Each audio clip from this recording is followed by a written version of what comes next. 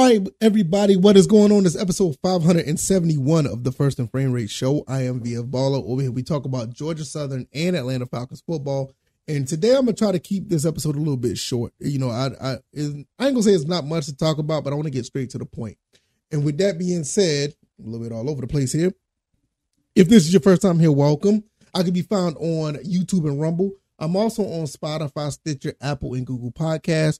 I want to thank you guys for the support. You guys have been phenomenal. The last few videos have done great. The last few episodes of the podcast have done great. And I cannot thank you guys enough. I also can be found on firstandframerates.com. Go check out the website and see what you like over there. I'm still putting some work into it. But for the support, I really, really appreciate it. Excuse me. All right, let's go ahead and get into this off the top. The Falcons foundation is intact. The Falcons foundation is absolutely on point. They have a really good nucleus. The foundation is set, and I want to really get into this. You have the question mark. I will say that definitely. I'm not going to sit here and act like I'm a homer. I want to see him do great things. I want to see him succeed. I want to see what he can do. But Desmond Ridder is the question mark. But I want to see what he can do. I think he'd be able to flourish in this offense because you got Drake London, who's on a rookie deal. Kyle Pitts on a rookie deal. Tyler Algier on a rookie deal. You have Bijan Robinson coming in on a rookie deal. You have an offensive line that's probably, pretty much set for the next few years as far as contract goes. All the guys I just mentioned are pretty much set in their contract for the next few years.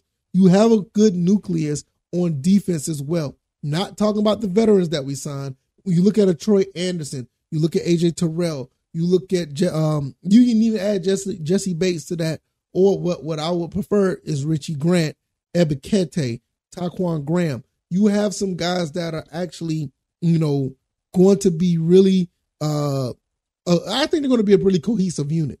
Clark Phillips III is going to be coming along, and the guy from Alabama that we drafted in the seventh round, don't sleep on him either. These guys could play some ball. With that foundation being set, this is exactly what the Falcons need, not just the franchise, but the fan base. These guys that are in our fan base, and I don't want to get into that. I just did a whole video about them. But when you look at what this, if you look at what this team has done, and you see where they're going, what they got going on forward. I'm sorry, I'm just all over the place. You can talk about those Georgia Bulldogs all you want. That's up there in Philly. I get it. That may be your thing. That's fine. But there's no denying what the Falcons are doing. We're basically 2, I'll say 3, and you can even make the case probably even 4 years. That's stretching it. Maybe 3 years behind of what the Philadelphia Eagles are doing. And that's a pretty good recipe. They made it to a Super Bowl. So that nucleus of what they have up there, and compared to what we have here, I don't think talent-wise, because you see all the talent that's over there in Philly, but we have a lot of guys that are here that are just ready to make something happen. You got all this talent here that are actually, can be doing some things, and they're all still young. So I'm looking for Arthur Smith to turn his 7-10 team around, to probably go 10-7 or even 11-6. Or dare I say, maybe even 11-5. Is that 11-5? Is that right? No, 12-5. Yeah, 12-5. That's what I'm going to say. Plumb all over the place. This is what I get for rushing. Also, I want to say this. We're supposed to have like $80-something million in cap going in the next season. A lot of these guys that's for Atlanta, that's playing for Atlanta right now. It could be a situation where a lot of these guys are going to be probably moving on. If you talk about the Jalen Hawkins of the world, let me see who else is. We don't have that many people. Calais Campbell is on a 1-year deal. Bud Dupree, Eddie Goldman is on a 1-year deal. Now, there's a reason why I'm talking about all these defensive players, because there's a lot of really, really good defensive players that's going to be coming into free agency next year. And I don't even want to get into all their names, but you're talking about the Bosas, you're talking about Patrick Queen, You're talking about Micah Hyde, even though he's a little bit on the older side.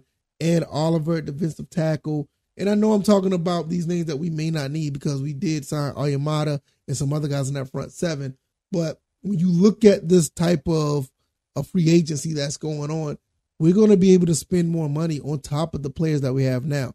Don't get it twisted. Everybody may not pan out. So we could be in a situation where we could be looking for other talent. We have the money to spend. So not only just the defense, we can talk about offense as well. We just don't know. You still got the Jonnu Smiths of the world. You still got I want you guys to understand we have a very good situation here in Atlanta. Very good situation. And I want people to really know that this is just the beginning. Year 3 of Arthur Smith and Terry Fontenot plan is basically year 1. You see what we had to deal with the first 2 years and the whole situation with the salary cap, Matt Ryan, Julio Jones, the Calvin Ridley situation, which we could get a second round pick out of that situation, which that will be phenomenal. And, you got so many things, the Deion Joneses of the world, all the things that happened within the first 2 years, we got up from under that. And now we're looking at a situation where we have $80 million in cap space going into next year, possibly. You have all of this stuff going on with these rookies or these younger players. You got some of these free agents that's probably going to end up being an anchor that the free agents that signed with Atlanta that could be an anchor for this team for the next 3, 4, 5 years. This is where I say the next 3 or 4 years, we're right behind some of these elite teams. If not, we could be elite this year.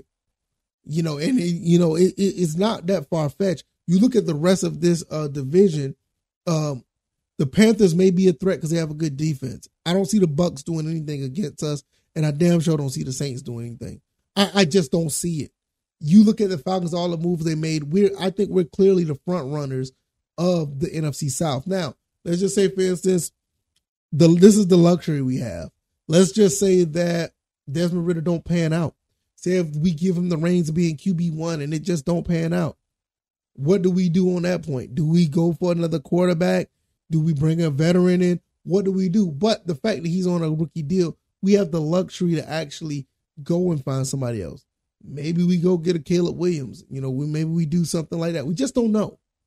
But we just have to understand that all options are on the table, win, lose, or draw. And I want people to understand that there's a possibility that we could win. Or if we win the division and go into the playoffs, all bets are off at that point. We could really get some things going if we get in the playoffs. Like I said, all bets are off at that point. Don't get it twisted. Just because you go in the playoffs, and I don't like this mentality.